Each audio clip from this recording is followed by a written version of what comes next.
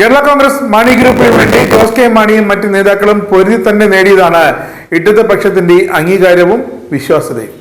അതിന് ഒരല്പമല്ല ഏറെ സമയമെടുത്തു എന്നുകൂടി ഓർക്കണം. പക്ഷേ ഇപ്പോൾ സംഭവിച്ചിരിക്കുന്ന ഏറ്റവും വേദനാജനകമായ കാര്യം എന്തെന്നാൽ ഈ അംഗീകാരവും വിശ്വാസ്യതയും ലഭിക്കാൻ കഷ്ടപ്പെട്ട പാർട്ടിയിലെ സ്വന്തം സൈബർ പോരാളികളെ പാർട്ടി നേതൃത്വം വെട്ടിയൊതുക്കി. നിലയകാലെ വിപരീത ബുദ്ധി എന്ന് മാത്രമേ ഇതിനെ വിശേഷിപ്പിക്കാനാകൂ. ഇടതു മുന്നണിക്ക് കേരള കോൺഗ്രസിനെ അവർ മുന്നണിയിൽ എത്തും മുമ്പ് തന്നെ ഇത്ര കണ്ട് പ്രിയപ്പെട്ടതാകാൻ കാരണം സമൂഹ മാധ്യമങ്ങളിൽ ആ പാർട്ടി നടത്തി വന്ന ചെറുത്തുനിൽപ്പുകളാണ്. പാർട്ടിയുടെ അംബാസഡർമാരായ സൈബർ പോരാളികൾ അവർ നടത്തി വന്ന സത്യത്തിന്റെയും നീതിയുടെയും യുദ്ധമാണ്.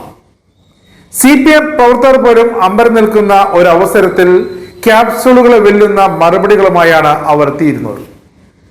ആ മറുപടി പിന്നെ സമൂഹ മാധ്യമങ്ങളിൽ ഇടതുപക്ഷത്തിന്റെ വാക്കുകളെ മാറുന്ന അവസ്ഥ. ഇടതുപക്ഷ നേതാക്കന്മാർ പോലും ആ പോസ്റ്റുകൾ അവരുടെ വാർത്താ സമ്മേളനങ്ങളിൽ ആവർത്തിച്ച് പറയുന്നു. ഇതെല്ലാം സൃഷ്ടിച്ചെടുക്കുന്നത് പാർട്ടി നിയമിച്ച ആളുകളല്ല, വളരെ കുട്ടിക്കാലത്ത് തന്നെ കേരള കോൺഗ്രസ് അംഗത്വമെടുത്ത ഇപ്പോഴും ആ പാർട്ടിയുടെ ഭാഗമായി തന്നെ തുടരുന്ന തിരുവനന്തപുരത്ത് നിന്നുള്ള കേരള കോൺഗ്രസ് നേതാവ് H. ഹഫീസും തൊടുപുഴ നിയോജക മണ്ഡലത്തിലെ മുതിർന്ന പ്രവർത്തകനും കേരള കോൺഗ്രസ് ഇടുക്കി ജില്ലാ ജനറൽ സെക്രട്ടറിയുമായ ജയകൃഷ്ണൻ പുതിയടത്തുമാണ്. രണ്ടുപേരെയും നിങ്ങൾക്ക് എല്ലാം വ്യക്തമായി അറിയാമായിരിക്കും. ഈ രണ്ട് പാർട്ടി പ്രവർത്തകരും ഇത്തവണ അർഹിക്കുന്ന പദവി ലഭിക്കുമെന്ന് തുടക്കത്തിൽ തന്നെ നേതൃത്വമുറപ്പാക്കി. ഇവർ ഇത്തവണ സ്ഥാനാർത്ഥികളാണെന്ന് ഇവിടെ വ്യക്തമായ തീരുമാനം വന്നു. രണ്ടുപേരും അനുയോജ്യമായ മണ്ഡലങ്ങളിൽ പ്രവർത്തനം ആരംഭിക്കാൻ പാർട്ടി നേരത്തെ തന്നെ അനുമതി നൽകിയിരുന്നു.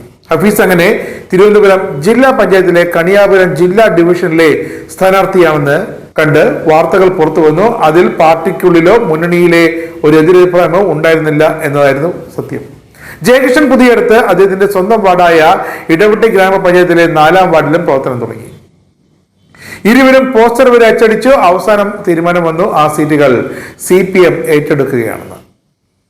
ഇത് ഇടതുമുന്നണിയോ CPM നേരിട്ട് ആവശ്യപ്പെട്ട കാര്യമായിരുന്നെങ്കിൽ, അവരെടുത്ത തീരുമാനമായിരുന്നെങ്കിൽ ഘടകകക്ഷി എന്ന നിലയ്ക്ക് അത് അംഗീകരിക്കാൻ കേരള കോൺഗ്രസ് ഈ നേതാക്കളെല്ലാം ബാധ്യസ്ഥരാണ്, ഈ സൈബർ പോരാളികളും. അല്ലാതെ CPI പോലെ കൂറിങ്ങും കിടപ്പങ്കും എന്ന നിലപാടെടുക്കാൻ മാണി കോൺഗ്രസ് വരെ കിട്ടില്ല. എങ്കിലും ചർച്ചകളിൽ പാർട്ടി ആ സീറ്റുകൾ CPM-ന് വിട്ടുകൊടുത്തു.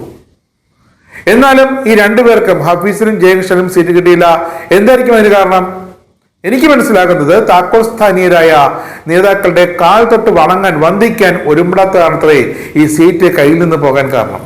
മുന്നണിയോടും പാർട്ടിയോടും അച്ചടക്കമുള്ള പ്രവർത്തകൻ എന്ന നിലയിൽ അങ്ങനെ തന്നെ താനാക്കി വളർത്തിയ, താൻ കൂടി വളർത്തി വലുതാക്കിയ കേരള കോൺഗ്രസ് മാണി പാർട്ടിക്ക് വേണ്ടി, ഇടതുപക്ഷ മുന്നണിക്ക് വേണ്ടി ഹഫീസ് എന്തായാലും പ്രവർത്തന രംഗത്തേക്ക് ഇറങ്ങിക്കഴിഞ്ഞു.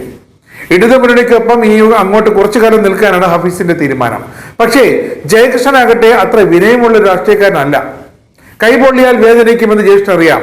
അതുകൊണ്ട് തന്നെ ഇടവെട്ടി ഗ്രാമപഞ്ചായത്തിലെ ജയകൃഷ്ണൻ 4-ാം വാർഡായ നടയത്തിൽ സ്വതന്ത്രനായി നിൽക്കാൻ തീരുമാനിച്ചു. പോസ്റ്റർ അടിച്ചു. വീണ്ടും പോസ്റ്റർ അടിക്കേണ്ടി വന്നു സ്വതന്ത്ര സ്ഥാനാർത്ഥി എന്ന നിലയ്ക്ക് എന്ന് മാത്രമാണ് ജയകൃഷ്ണനുണ്ടായ ഏക ബുദ്ധിമുട്ട്. അല്ലാതെ മാണി കോൺഗ്രസുകാരെ നിന്നില്ലെങ്കിൽ തോറ്റുപോകുമെന്ന ഭയമൊന്നും ജയകൃഷ്ണനില്ല.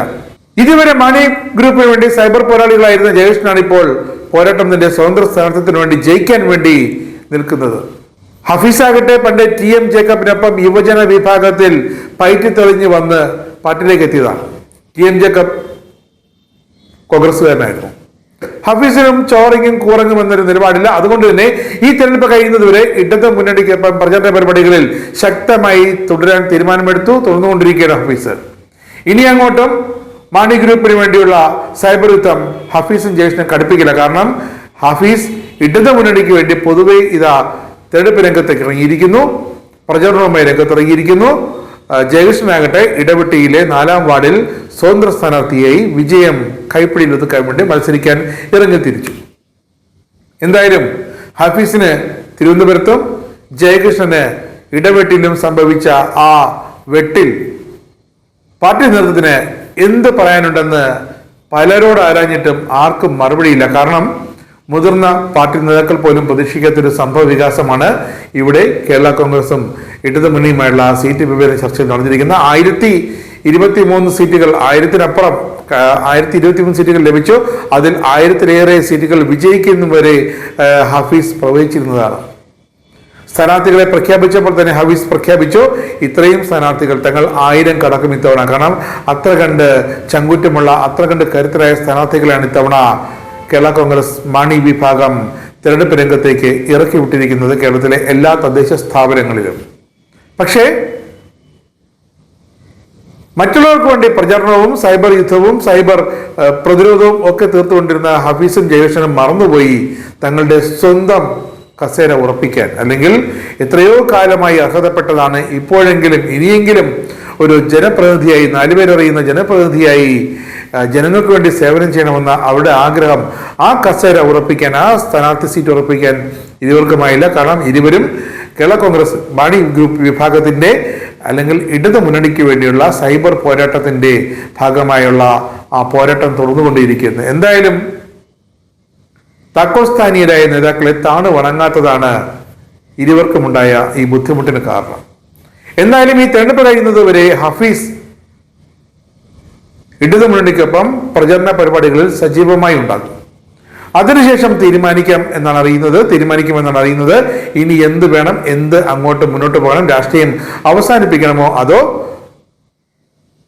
തന്നെ വിശ്വസിക്കുന്ന ഒരു രാഷ്ട്രീയ പാർട്ടിക്കൊപ്പം പോകണം എന്നൊക്കെയുള്ളത് അതൊക്കെ പാർട്ടി ഗ്രൂപ്പുകളിലെ ചർച്ചകളാണ്. ഹഫീസ് കേരള കോൺഗ്രസ് മാണി വിഭാഗം വിടുമോ അതോ മറ്റേതെങ്കിലും ഇടതു ഘടകകക്ഷികളിൽ അംഗമാകുമോ എന്നൊക്കെ. പക്ഷേ ഇപ്പോൾ പാർട്ടി വിരുദ്ധ പ്രവർത്തനത്തിനോ മുന്നണി വിരുദ്ധ പ്രവർത്തനത്തിനോ ഒന്നും ഹഫീസ് തയ്യാറല്ല. കാരണം ജയകൃഷ്ണൻ സ്വതന്ത്രനായി ഇടപെട്ടി 4-ാം വാർഡിൽ മത്സരിക്കുന്നുണ്ടെങ്കിലും ഹഫീസ് ഇവിടെ പ്രചരണ രംഗത്ത് ഇടത് മുന്നണി സ്ഥാനാർത്ഥികൾക്ക് വേണ്ടി കൺവെൻഷനിലടക്കം പ്രചരണ രംഗത്തടക്കം സജീവമായി ഇപ്പോഴും മുന്നോട്ട് പോവുകയാണ്. പക്ഷേ ഈ തെരഞ്ഞെടുപ്പ് കഴിയുമ്പോൾ തീരുമാനം വ്യക്തമായി ഉണ്ടാകും.